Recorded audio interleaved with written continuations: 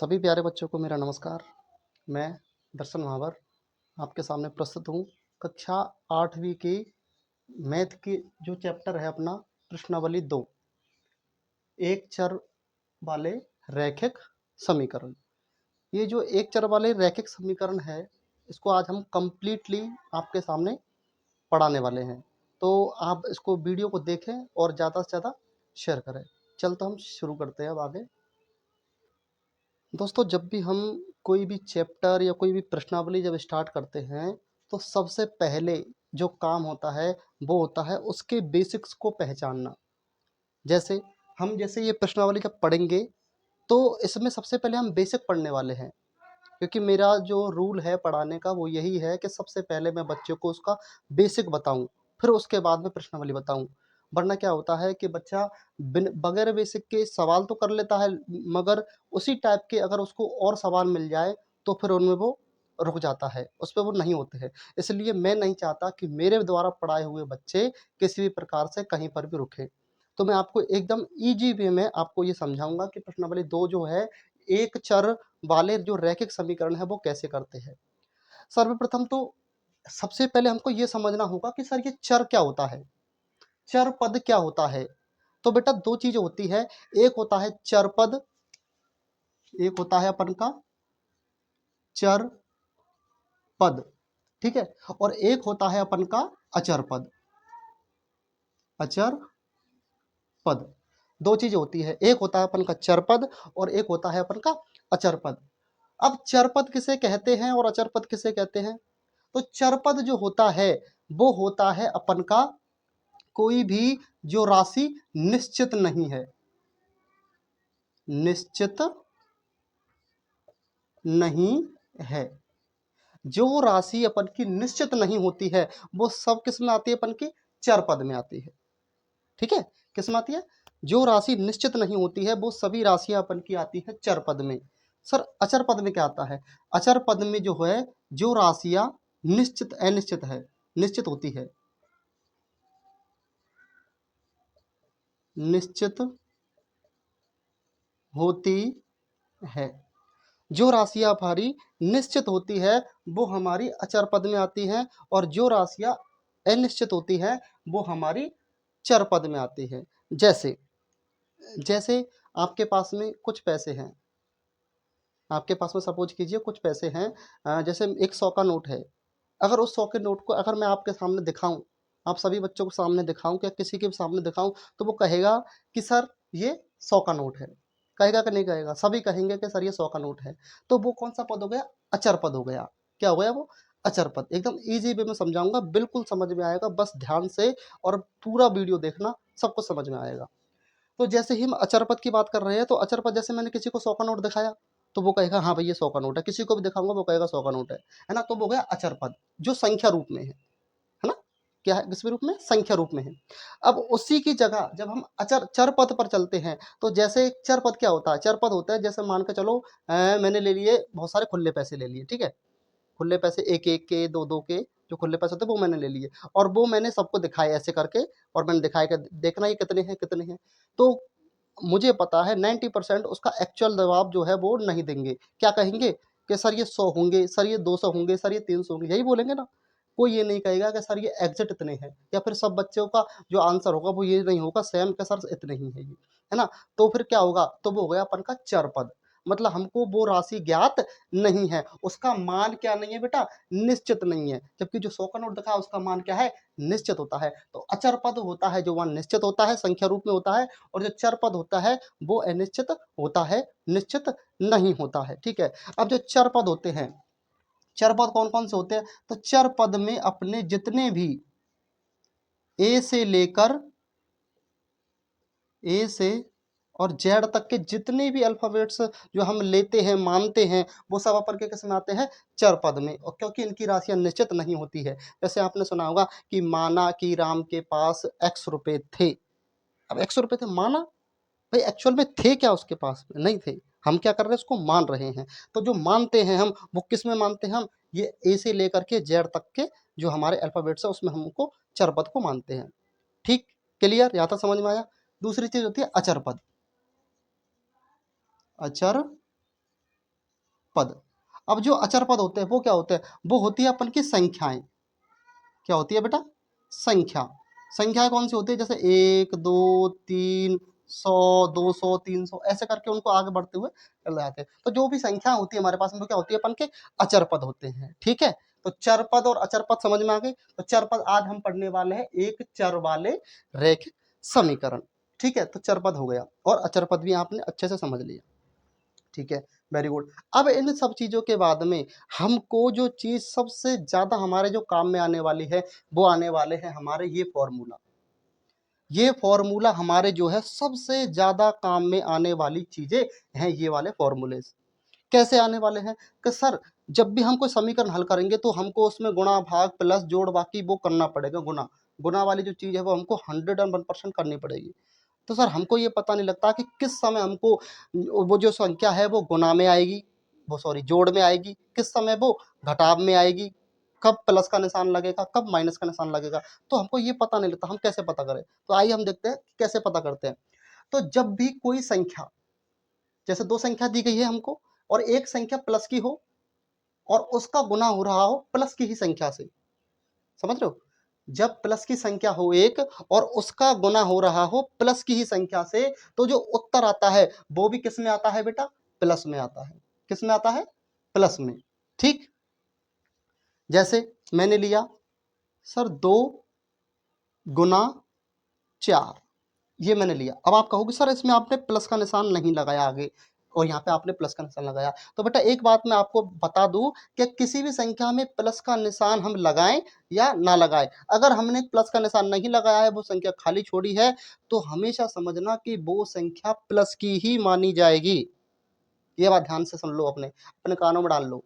जब भी कोई संख्या के आगे किसी संख्या का चिन्ह नहीं लगा होता है, कोई चिन्ह नहीं लगा होता है प्लस का या माइनस का, तो वो संख्या हमेशा किसकी मानी जाएगी, प्लस की ही मानी जाएगी। क्लियर है यहाँ तक। तो ये भी संख्या कुछ नहीं है इसके सामने, तो ये भी प्लस की, और ये इसके सामने भी कुछ नहीं है तो ये भी प्लस की, तो दोनों प्लस की हो गई। तो आपने अच्छा हम गुना करेंगे 4 दूनी 8, तो जो इसका जो उत्तर आया है 8, वो भी किसका आएगा बेटा, वो भी किसका आएगा, प्लस का ही आएगा। और मैंने अभी अभी जस्ट आपको बताया था कि प्लस का निशान हम लगाए या ना लगाए, वो संख्या हमेशा किसकी मानी जाएगी, प्लस की मानी जाएगी। ठीक है, तो ये हमारा 8 जो आया वो किसका है, प्लस का। ये फर्स्ट कंडीशन हो गई अपन की, फर्स्ट कंडीशन क्लियर। अब जो सेकंड चीज आती है, सेकंड कि सर जब हमारे चिन्ह अलग अलग हो, तो जैसे देखो ये जो पहली संख्या उसका चिन्ह प्लस का हो, वो संख्या प्लस की हो, और जो दूसरी संख्या वो किसकी हो, माइनस की हो। तो जब एक संख्या प्लस की हो और एक संख्या माइनस की हो, तो जो उत्तर आता है वो किस में आता है बेटा, माइनस में आता है। किस में आता है, माइनस में आता है। जैसे देखो प्लस, जैसे मान के चलो मैंने ले लिया 2, ये 2 प्लस का है, क्योंकि मैंने अभी आपको बताया था कि किसी भी संख्या के आगे अगर हम कोई चिन्ह नहीं लगा रहे हैं तो वो संख्या किसकी मानी जाएगी, प्लस की मानी जाएगी। ठीक है, तो 2 प्लस का गुना माइनस, इसका मतलब अब की बार मैं माइनस को ले लेता हूँ, किसका, इसी 4 को ले लेता हूँ, माइनस का ले लिया अब की बार मैंने 4 का। अब इसके सामने माइनस है तो उसका मतलब ये कन्फर्म है कि ये संख्या किसकी है, माइनस की है। ठीक है, तो ये plus into minus, plus into minus, उत्तर किस में आएगा, माइनस में आएगा। उत्तर किस में आएगा, माइनस में आएगा। तो 4 का गुना करेंगे 2 से, तो 4 एकम 4, 4 दूनी 8, तो जो 8 आएगा वो किसका आएगा बेटा, माइनस का आएगा। किसका आएगा, माइनस का। यहां तक समझ में आई बातें। ठीक है, आगे चलते हैं।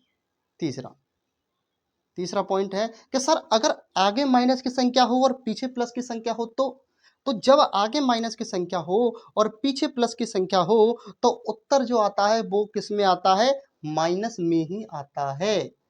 ठीक है, माइनस का निशान चाहे तुम आगे रख लो चाहे तुम पीछे रख लो, उसका जो उत्तर आता है वो किस में आता है, हमेशा माइनस में ही आएगा। जैसे देखो अब की बार मैंने ये 2 माइनस का ले लिया, ठीक है, गुना, और ये 4 है ये मैंने ले लिया प्लस का। तो जब मैं माइनस गुना प्लस, माइनस गुना प्लस करूंगा तो मेरे पास में क्या आएगा, माइनस आएगा। तो मैंने लिखा माइनस। 4 का गुना करूंगा 2 से, तो 4 एकम 4, 4 दूनी 8, 8 किसका आया, माइनस का 8 आया। यहां तक समझ में आई बात है। ठीक है, अब अगला लास्ट वाला जो सूत्र है वो चलते हैं अपन, ये है माइनस इंटू माइनस। कि जैसे सब सर जैसे प्लस को गुना प्लस की संख्या से करते हैं तो उत्तर भी प्लस में ही आता है, तो उसी प्रकार से जब हम माइनस की संख्या का गुना माइनस की संख्या से करेंगे तो उत्तर किस में आएगा बेटा, प्लस में, माइनस में नहीं आएगा। ठीक है, हाँ ये बात ध्यान रखना। जब माइनस की संख्या का गुना हम माइनस की संख्या से करते हैं तो उत्तर किस में आता है? प्लस में। जैसे देखो माइनस का ही तो 2 है, इसका गुना करेंगे हम माइनस के ही 4 से। ठीक है, तो माइनस गुना माइनस हो जाएगा प्लस, और प्लस का निशान लगाऊं मैं नहीं लगाऊं, मैंने आपको ऊपर ही ऊपर बोला था। ठीक है, और 4 का गुना करूंगा 2 से, तो 4 दूनी 8, तो ये मेरे पास कितना आ गया? 8 आ गया। किसका आ गया मेरे पास में? 8, प्लस का आ गया। तो यहाँ पर ये आपने क्या सीखा? यहाँ पर ये सीखा आपने कि सर हमने जो हम गुणे करते हैं तो कभी कभी हम गुना को ऐसे गलत कर देते हैं। कोई संख्या, एक संख्या माइनस की हो और एक संख्या हमको जब प्लस की दे दी जाती है तो हम बड़ा कंफ्यूज हो जाते हैं कि हम कैसे करें। और हम जो एक चर वाले रैखिक जो समीकरण पढ़ने वाले हैं उनमें हमको इनकी सबसे ज्यादा आवश्यकता पड़ने वाली है। ठीक है, तो इसलिए इनको जरा भी मिस मत करना। ये जो चीजें हैं मैंने बताई है, चर पद अचर पद, जो चीजें मैंने समझाई है उनको जरा भी मिस मत करना। कोई भी चीज समझ में नहीं आए तो इस वीडियो को दोबारा से स्किप करना पीछे की साइड में, और फिर दोबारा से देख लेना रिटर्न में। ठीक है, जो चीज भी है आपको सारी चीजें यहाँ पे मैंने लिख दी हैं। तो इससे ये समझो कि जब भी चिन्ह एक जैसे हों, जब भी चिन्ह, संख्याओं के चिन्ह एक जैसे हों, जैसे देखो यहाँ पर प्लस प्लस थे, ठीक है, तो भी उत्तर किस में आया? प्लस में ही आया।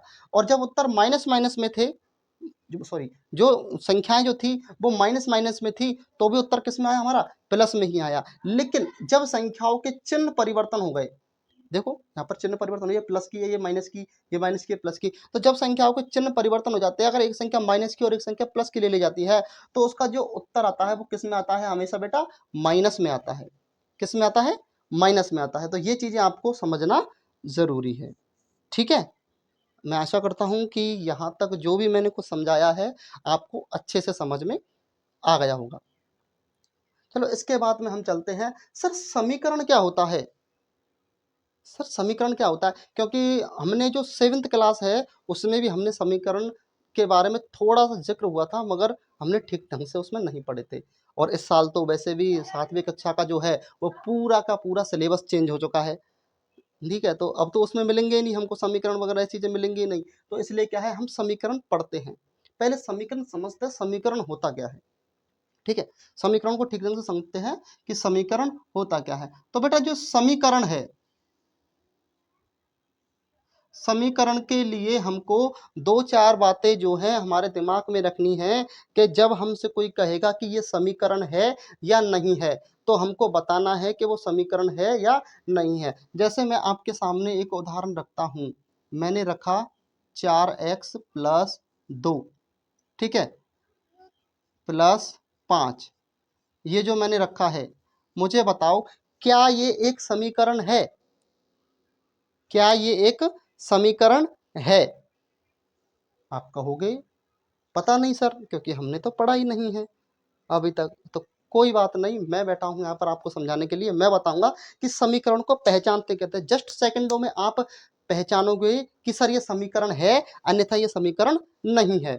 ठीक है, तो जब भी हम समीकरण की बात करते हैं तो सबसे पहली जो बात आती है, सबसे पहली जो बात आती है वो बात आती है सर कि इसमें चरपद, चरपद और अचर पद दोनों होने चाहिए। क्लियर, चर पद भी होना चाहिए उसमें और अचर पद भी होना चाहिए। ठीक है, दूसरी चीज, दूसरी चीज है अपन की बराबर का निशान लगा हो,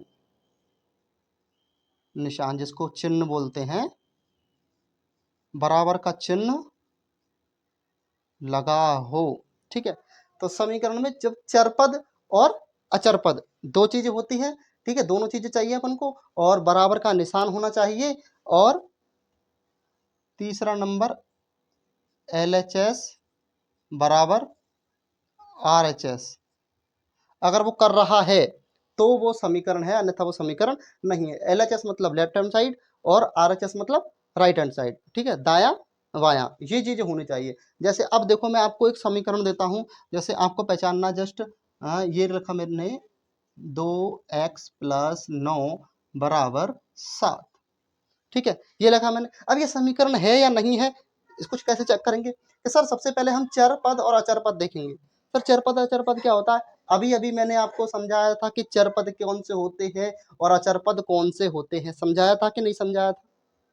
ठीक है, तो चरपद कौन से? सर जी जो ए से लेकर के जेड तक के जितने भी हमारे वर्ड्स होते हैं अल्फाबेट्स होते हैं, वो हम किस रूप में लेते हैं? उनको चरपद के रूप में लेते हैं। तो यहाँ पर चरपद देखो एक्स आ रहा है क्या नहीं है?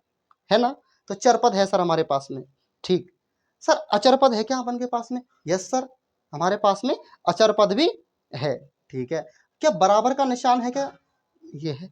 यस सर, बराबर का निशान भी है। चलो ये भी प्रोबेबिलिटी ठीक हो रही है। एल एच एस बराबर आर एच एस, देखो एल एच एस बराबर आर एच एस, जैसे उसको सॉल्व करेंगे तो हमारे पास में, वैसे मैंने ये वैसे ही बनाया है तो एग्जैक्ट सही आएगा नहीं आएगा, लेकिन जो समीकरण है उसकी प्रायोरिटी ये पूरी करने के लिए काफी है।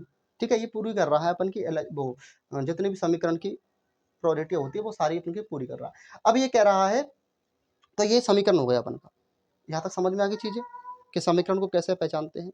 अब एक चर वाले सर, एक चर वाले मतलब जो आपने कहा था चर पद, चर वाले और अचर वाले, ये तो हमको समझ में आ गया कि चर होते हैं अपन के ए से लेकर के जेड तक के अल्फाबेट्स, और अचर होते हैं हमारे एक से लेकर के, और जितनी भी संख्याएं जो रूप में होते हैं वो सभी हमारे किस्म होते हैं, अचर पद में होते हैं। तो सर ये एक चर वाला का मतलब क्या है? ये एक चर सिस्टम क्या है? एक चर, दो चर, तीन चर, ऐसे क्या होता है?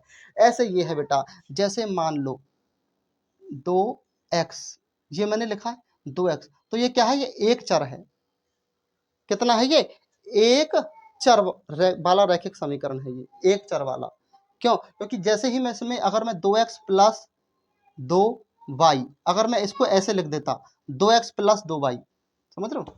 जैसे 2x प्लस 2y बराबर 3, ऐसे अगर मैं इसको लिख देता तो ये जो है मेरा क्या नहीं रह जाता?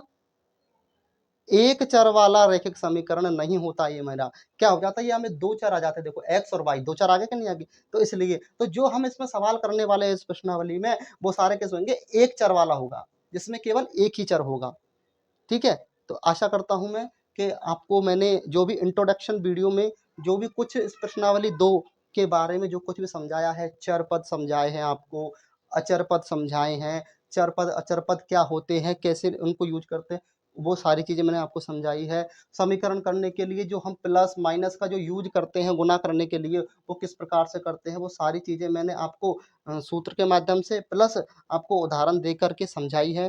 तो मैं आशा करता हूँ कि आपको ये सारी चीज़ें मेरी समझ में आई होंगी। दूसरी तरफ मैंने समीकरण के बारे में बताया था आपको कि समीकरण की जो प्रायोरिटियाँ होती हैं, कि समीकरण जो होता है वो कैसे निर्मित होता है, हम पहचान कैसे करेंगे कि ये समीकरण है या नहीं है, तो मैंने आपको ये बता दिया था। ये सारी चीज़ें मैंने आपको बताई थी। दूसरा मैंने बताया था आपको एक चर वाला क्या होता है। तो एक चर वाला मतलब जिसमें केवल एक ही चर हो। जैसे ये हमारा जो है, ये क्या है? एक समीकरण है हमारा, एक चर वाला। क्योंकि इसको हम एक चर वाला रैखिक समीकरण नहीं कहेंगे। क्यों? क्योंकि इसमें दो चर पद आ चुके हैं, इसलिए। तो आशा करता हूँ कि जो मैंने इंट्रोडक्शन वीडियो दी है आपको, ये आपको पसंद आएगी। तो इसलिए जो भी बच्चे देखें वो अपने अन्य दोस्तों को इसको शेयर करें, और जो चीज़ भी कुछ भी अगर कमी रहे आपको कि सर हमारी ये चीज़ समझ में नहीं आ रही है, तो नीचे मैं आपको मेरा नंबर दे दूंगा, आप मुझे डायरेक्ट कॉल भी कर सकते हैं कि सर ये चीज़ हमारे समझ में नहीं आई, तो इस चीज़ को हमको कृपया करके बता दीजिए। तो मैं आपको 101% मुझसे जो बन सकता है वो मैं आपकी हेल्प करूँगा उसको समझाने में। ठीक है, और इस वीडियो के बाद में जो अगली वीडियो आएगी उसमें हम इस जो प्रश्नावली 2 है उसके एक एक प्रश्न को बड़े अच्छे ढंग से करने वाले हैं। ठीक है, तो सभी बच्चों को मेरा धन्यवाद।